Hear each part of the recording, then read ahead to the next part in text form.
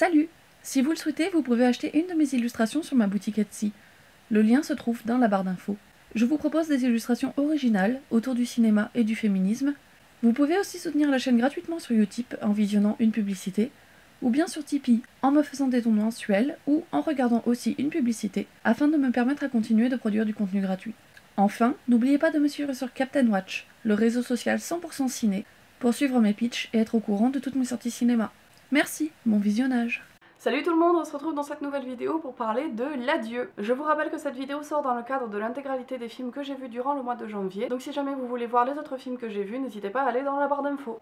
Le film L'Adieu est un film américain et chinois et réalisé par Lulu Wang. Au casting, nous retrouvons Chun Zhao, Awkwafina, X Mayo, Lu Hong, Sima, Becca Khalil et Jim Lu. Lorsqu'ils apprennent que Nai Nai, leur grand-mère et mère tant aimée, est atteinte d'une maladie incurable, ses proches, selon la tradition chinoise, décident de lui cacher la vérité. Ils utilisent alors le mariage de son petit-fils comme prétexte à une réunion de famille pour partager tous ensemble ces derniers instants de bonheur. Pour sa petite fille, Billy, née en Chine mais élevée aux États-Unis, le mensonge est beaucoup plus dur à respecter.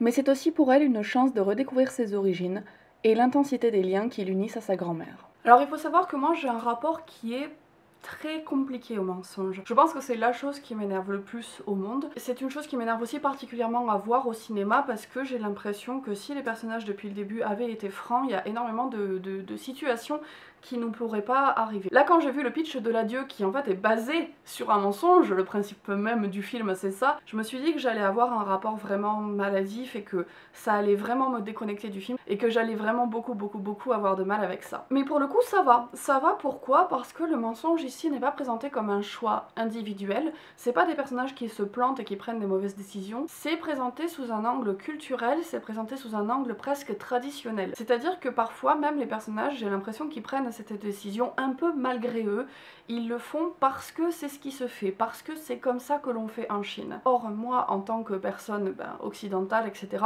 je n'ai absolument pas à juger les traditions culturelles et les manières de faire qui sont autres que les miennes. Le présenter sous cet angle-là, ça m'a vraiment évité d'être frustrée et au contraire, ça m'a vraiment beaucoup intéressée de voir la perception du mensonge à travers d'autres cultures. Parce que je me suis un petit peu renseignée, et effectivement c'est quelque chose qui semble être extrêmement courant en Chine de cacher des résultats médicaux à une personne qui est malade, mais de manière générale, le mensonge là-bas est quelque chose d'accepté. Si jamais c'est un mensonge doux, si jamais on cache une vérité pour ne pas blesser quelqu'un, c'est quelque chose qui est culturellement même encouragé. D'ailleurs le film fait vraiment la part belle à cette question de l'éducation, de la culture, des traditions, puisque un des gros propos centraux du film, c'est le choc des cultures. Autour de cette grand-mère mourante, on va avoir la réunion d'une famille d'origine chinoise, mais qui a évolué dans différents pays, avec différentes mentalités, et qui finalement se retrouvent en Chine avec un choc culturel assez fort, puisqu'ils ne sont plus habitués aux cultures et aux traditions chinoises. Donc on va avoir le point de vue d'une famille américaine, le point de vue d'une famille japonaise, et le point de vue de la famille chinoise. Je trouvais ça très intéressant parce que à aucun moment le film ne prend le parti de dire qu'il y a une culture qui est supérieure sur une autre, il n'y a aucune éducation qui semble être pointée du doigt comme étant meilleure ou moins pire. Il y a d'ailleurs des débats au bout d'un moment autour d'une table de personnes qui disent ah oui mais la Chine est meilleure, il y a des personnes qui disent oui mais moi en Amérique je trouve que ça c'est mieux, et ce côté pour et contre de chacune des cultures qui est présenté autour de cette discussion là, j'ai trouvé ça très intéressant parce que du coup ça prouve que vraiment il y a aucune supériorité qui est envisagée par le film. C'est intéressant aussi d'avoir le point de vue d'une famille japonaise confrontée à la Chine parce que en tant que français moyen, on a un peu tendance à faire une globalisation assez raciste, hein, c'est un réflexe raciste tout à fait, disons-le, une globalisation des mentalités asiatiques. Or là, on voit bien qu'entre le Japon et la Chine, il y a des différences. Je trouve que c'est pertinent aussi de mettre le point de vue dessus parce que c'est important de rappeler que c'est pas parce que ça se situe en Asie, voilà, dans cette espèce de grand nom qu'est l'Asie, sachant qu'en plus en Asie, il y a des choses qui n'ont vraiment rien à voir, il y a des pays qui sont aussi musulmans, il y a des pays qui sont chrétiens, enfin bref, il y a vraiment des traditions, des cultures extrêmement différentes, et ben oui, il y a aussi des différences et des disparités culturelles qui sont importantes et qui sont pointées du doigt par le film. Il y a une vraie justesse du propos et du regard en fait de la part de la réalisatrice, on sent que c'est une autofiction, que tout ça c'est du vécu, et parce que le sujet est vraiment traité avec beaucoup d'humanité, il n'y a pas de regard qui est surplombant sur les choses. Dans ce film, il y a quelques symboliques qui échappent à la compréhension, je pense, en tout cas pour un regard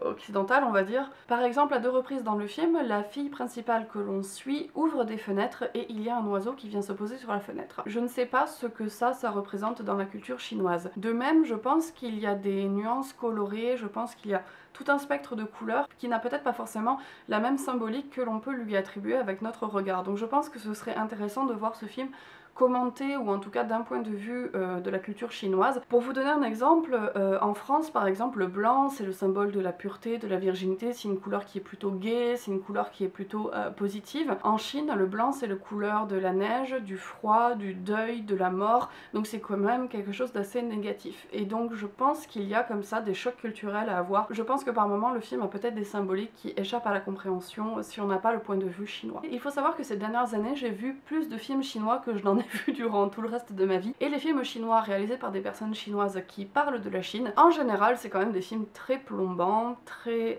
pessimistes, très froids, très durs, qui dressent un portrait de la Chine extrêmement sombre. Pour une fois, ça m'a fait plaisir ici de voir un portrait de la Chine qui soit bienveillant et gai. On sent que le regard qui est porté sur ce pays est volontairement subjectif, on sent qu'elle a rayé un petit peu les côtés négatifs pour ne parler uniquement que des choses laudatives. Mais c'est aussi très agréable d'avoir ce point de vue là qui est un petit peu mélancolique sur la chaîne. Je dirais même que c'est un regard qui par moments est un peu naïf. C'est un regard enfantin porté sur la Chine. Et je pense que ça se justifie très bien par l'histoire personnelle de la réalisatrice, puisque elle dit avoir quitté la Chine à 5-6 ans et qu'en fait ses meilleurs souvenirs de vie, enfin c'est pas elle qui le dit mais c'est le personnage dans le film qui en parle, et ce personnage est clairement une autofiction de l'incarnation de la réalisatrice. Dans le film, au bout d'un moment, le personnage principal dit « Les seuls bons souvenirs de mon enfance que j'ai, c'est en Chine lorsqu'on venait passer des vacances ici ».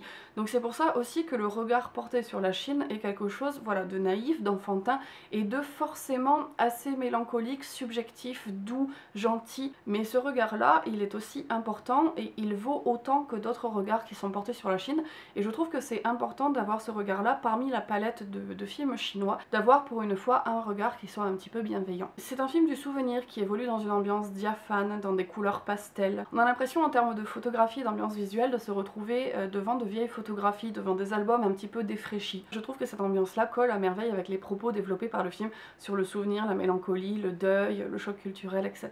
Par contre, genre, qui a choisi de classifier ce film comme une comédie ? Genre, sérieusement, parce que, à la limite, comédie dramatique, parce que c'est vrai que le film a le grand avantage de ne pas tomber dans le pathos, ni dans le larmoyant, malgré le sujet forcément dur et émouvant qu'il évoque. Mais de là à appeler ça une comédie ?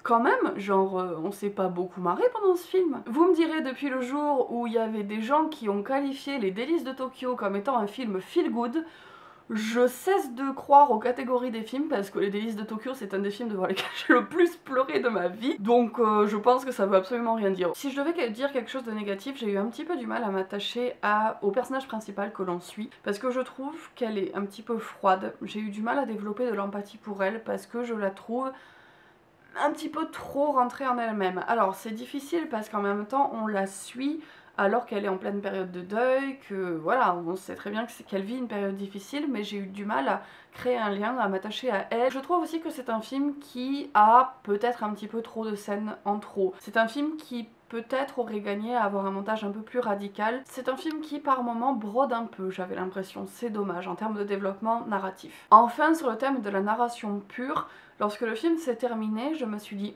quoi déjà? J'avais l'impression que les enjeux n'étaient pas tout à fait terminés, j'avais l'impression qu'il me manquait une vraie scène de conclusion, j'avais l'impression qu'il me manquait un épilogue en fait, tout simplement. En dehors de ça, L'Adieu c'est quand même un film qui est très beau, qui est intelligemment fait, qui ne tombe dans aucun cliché, qui a un propos qui est clair, qui est efficace et qui est vraiment très bien tenu durant tout le long du film. C'est peut-être pas le film de l'année, à mon avis, c'est peut-être pas un chef-d'œuvre archi marquant, mais c'est quand même une très belle manière de démarrer 2020. Voilà, ma vidéo sur L'Adieu est terminée, j'espère que ça vous aura plu. N'hésitez pas aussi à partager cette vidéo, à me suivre sur les réseaux sociaux ou à me faire un don sur Utip si vous voulez soutenir la chaîne. Et quant à moi, je vous dis soit à la prochaine vidéo de 2020 que vous allez regarder, soit à mercredi pour une prochaine vidéo art, soit à samedi pour une prochaine vidéo ciné.